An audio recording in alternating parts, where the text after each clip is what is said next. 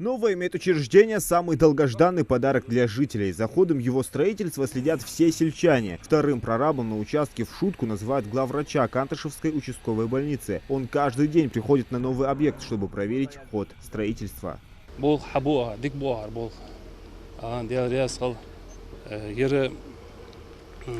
شيء موضوع هم وزرشي تند براتشني هو هني شيء موضوع هم بات أدنى كريش شيء درتوج دوز ديك بوه بار بجلاتر الحياة يا شادي أنا براتو خجيت مثلا يعني ديك موتجير يوح موتجير خود وقتنا آخر أربعة أخوش ديك موتجير.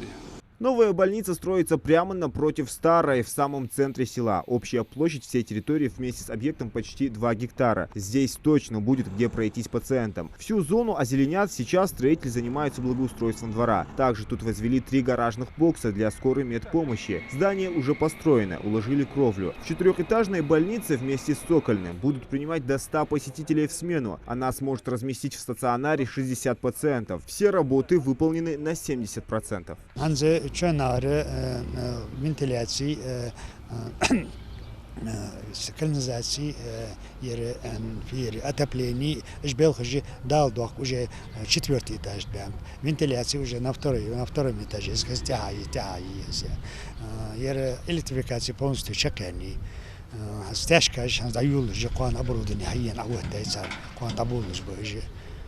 إيش هنس هذه إجلاتر تأخذ سليدة ما بيدوت كافل فير شبكلوك إيش بيلخش غدا شتكتور كاج إيش давно откос жисти يعني. Для врачей и пациентов будут созданы условия, о которых ранее можно было только мечтать. Старую больницу построили еще в 60-х годах. Поначалу она была предназначена как общежитие, лишь затем здание переквалифицировали в медучреждение. Условия же что